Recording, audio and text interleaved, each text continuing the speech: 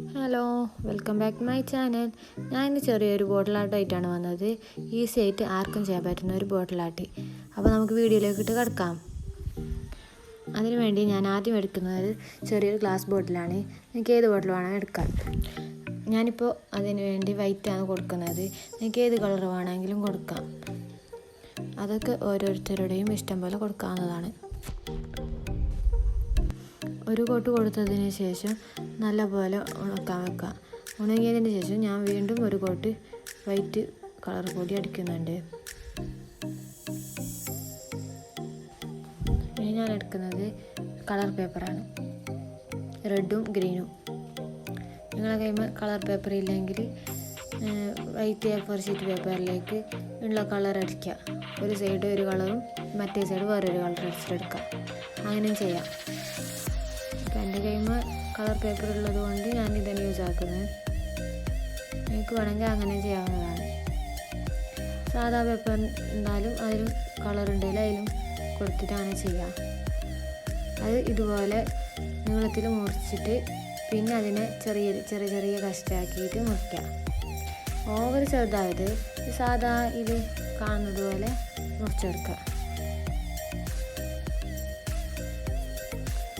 അപ്പോൾ ദാ ഇതുപോലെ മുറിച്ചെടുക്കുക.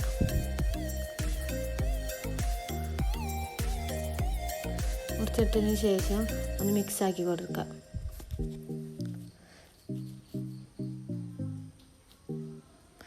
ഇനി ഫെവിക്കോളും വാട്ടറും ഒന്ന് മിക്സാക്കി എടുക്കുക.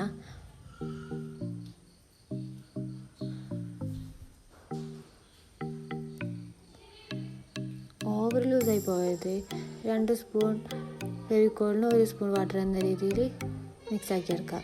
ഇപ്പോൾ ഞാൻ പൈൻറ്റ് കൊടുത്ത് വെച്ച കുപ്പി നല്ലപോലെ ഉണങ്ങി കിട്ടിയിട്ടുണ്ട്.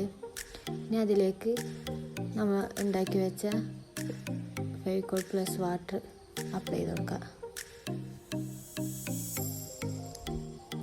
എന്നിട്ട് ഇതുപോലെ അവിടെ ടച്ച് ചെയ്ത് കൊടുത്താൽ മതി.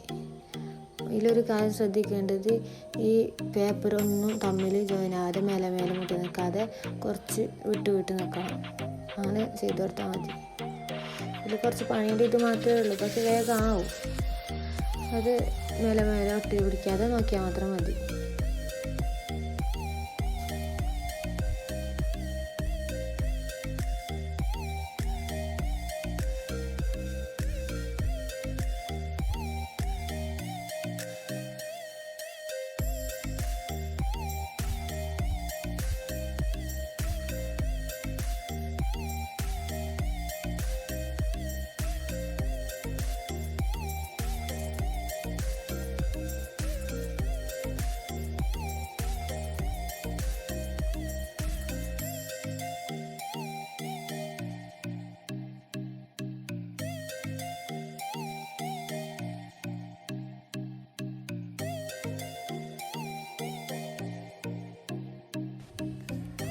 ഇതിപ്പോൾ കംപ്ലീറ്റ് ചെയ്ത് കഴിഞ്ഞിട്ടുണ്ട്.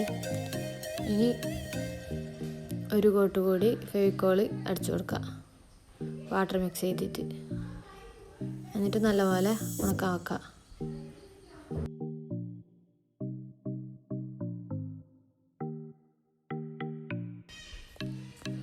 ഇപ്പോൾ എല്ലാം ചെയ്ത് കഴിഞ്ഞിട്ടുണ്ട്. ഉണക്കിയിട്ട് ബാക്കി ചെയ്യാം. ഇതിപ്പോൾ നല്ലപോലെ ഉണങ്ങി കിട്ടിയിട്ടുണ്ട്. ഞാൻ ആ കുപ്പിയുടെ മൂടി ഭാഗത്ത് ബ്ലാക്ക് കളർ കൊടുത്തിട്ടുണ്ട്. എന്നിട്ട് റെഡ് കളർ റിബൺ ഉപയോഗിച്ചിട്ട് ഒരു ചെറിയൊരു ബോബല ഉണ്ടാക്കി അത് ഒട്ടിച്ചു കൊടുക്കാം.